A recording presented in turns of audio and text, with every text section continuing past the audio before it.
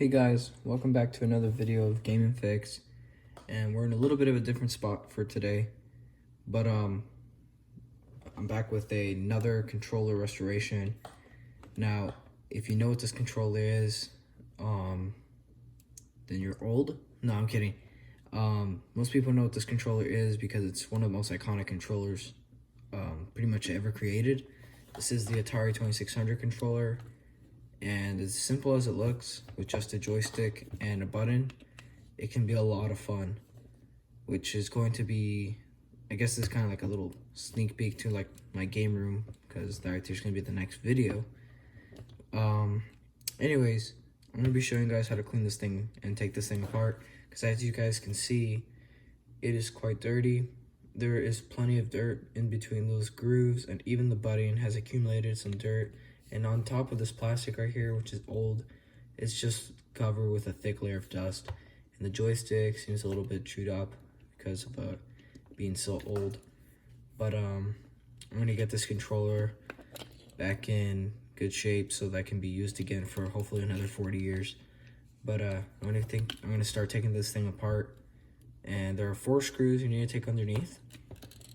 And for that, I have my kit right here, my little screwdriver kit, and you just need a regular Phillips head screwdriver. There's nothing fancy about an Atari controller. It can be easily taken apart, and I have some other cleaning supplies are here to help with the process, as isopropyl alcohol, microfiber towel, a Q-tip, a toothbrush, and my toolkit, which really all I'm saying is just a Phillips head screwdriver. So you're just going to start off by going underneath and removing all 4 screws. Alright, so once you guys have all 4 screws taken out, you're going to just set this controller down. You can move the screws to the side if you want, and then set the controller down, and you can literally just lift up and everything will just come out like this. As you can see, I've opened it. So first I'm just gonna make sure it's gutted by pushing down on the board. Now for some of you guys it might be stuck down there. For others of you, it might come off easier because this board has been stuck on there for quite a while. But yeah, this right here is the board for the Atari 2600 controller. As you can see, it's just really basic. There's a fine layer of dust on it for being how old it is. The cables are all fine, so I'm just gonna clean this up with isopropyl alcohol afterwards. Inside, not a lot of dust. I can just blow that out. And for the rest of this right here, I can clean this outside with a little bit of isopropyl alcohol as well, and some soapy water. As long as I don't get anything in between these holes right there, that's gonna be fine. As well as I'll do a little bit of cable cleaning afterwards. And then for the only button you get on this controller, this is as simple as it is. All it is just a tiny little spring with the button on top, and that's the entire controller right there. It's very basic, and it's for the joystick inside. So all that dirt right there, I know a lot of people say that the Atari controller is very stiff, but really all it is just this plastic part underneath right here, which you can just pull out. And this one right here seems to be stuck with how many years it's been. But this here is the joystick that you're actually grabbing inside. This right here is what you're grabbing. It's just a plastic stick, and as you can see, there's like plastic dust that has been here because this controller's been used a lot, so you get plastic dust right there that can become like dirt. Basically, it's the same thing that happens with the N64 controller, the joystick. When you take it apart, you get a bunch of plastic. What's it called? Like just dust and stuff, and that right there can ruin the analog stick. So it's just good to clean it out. So I'm just gonna clean this out. And then if you guys look at the controller, that's it. It's a little bit dusty and dirty on all sides, but without the plastic stick inside, you can move this thing very easily. It feels like a brand new controller. I mean, you can't really play Atari games like this, even if it worked like this, but you can just go like up, left, right, down, and you know, just very easily. But yeah, it's this here is just all rubber. A little cone right here, just all rubber. But I'm gonna go ahead and clean out these grooves, because as you can see, there's a lot of dust in there. that has accumulated over time. So here's what I'm gonna do right now. So I'm gonna go ahead, take this button, and this tiny spring. Well, I can leave the tiny spring here. You don't need to clean that. Take these 3 items, take them to my, like my little laundry machine thing. Well, I have a sink in my laundry room. But anyways, I'm just gonna put this to the sink and give us a good clean with a toothbrush and some Dawn soap. I really like Dawn.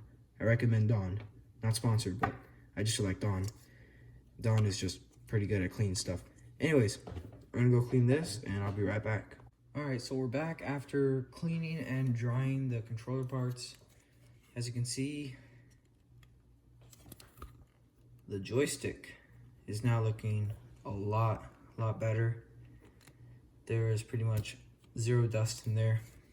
And this right here just got a little bit of a cleanup, and so did the button. Now we can move on to actually cleaning the board. And the way we're gonna do that is with some isopropyl alcohol and a dry, clean toothbrush. So just make sure it's all dry after you use it with soap and water, and make sure you get the soap out of there and make sure the water is completely gone. Make sure you have a dry toothbrush so you don't contaminate your alcohol. You just dip it in. And now that we got it a little bit soaking, we're gonna go ahead and just brush the contacts on this Atari board for the controller. And this here is just gonna help clean it up a little bit and make it a little bit more responsive. And yeah, just a simple brushing. Get the cables too on the underneath as well. And just clean up the whole board, because this board right here has probably not been taken apart since it was manufactured 40 years ago. So it's just good to clean it up. And you don't even have to dry it off because it just dries off by itself. But I'm going to just because I want to. But yeah, that right there is gonna help it make more responsive. And now we can really move on to finishing up with the controller. What I'm going to do next is now just,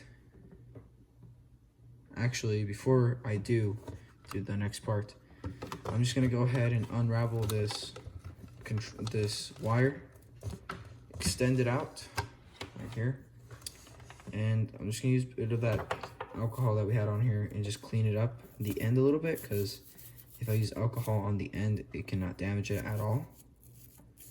So that's good. So I can just rub this right here, get it clean, as well as the very end of it. That right there is always important, and clean the contact at the end and get that alcohol in there. And that right there will help make it more, it'll give it more connectivity, making sure like it's, it's actually in there, and overall just give it better response. So just clean it up as best as you can. And then afterwards, what you want to do is, there's rubber feet under here, so you guys can just brush that with your alcohol brush, because there's alcohol in it. And that right there is just gonna kill whatever dead rubber is on the end of it, because again, it's just been sitting for a while, and this here is gonna make it feel good whenever you guys just want to slam it down on the table. As you can see, it stays there. You have weight on it, so it's just good to clean that up. So what we're going to do now is just wipe the cable, and all you have to do is just to wipe the cable with your alcohol, and then just go at the end of a microfiber towel. Just quickly dose it like that, and then cap it off, and then just grab the microfiber, put it at the end, and just go ahead and pull gently at first, and then grab the cable and then just pull all the way, and just keep doing that until you reach the very end of the cable. And that right there will pick up any dirt that has been left there over the past few decades. So that's good.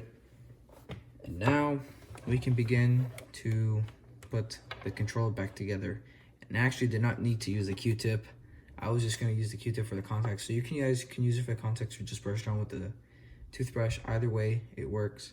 So that right there's really up to your decision. But now what we are going to do is just go ahead and throw this toothbrush. I mean, Q-tip away. And yeah, so now what we're gonna do is just put the controller all back together. And to do that, you just wanna grab the cable and you just wanna push it underneath, because this cable right here is supposed to be going underneath, so that way it doesn't get into the way of anything. So I'm just gonna gently grab it until the screw holes are free. So you want to have it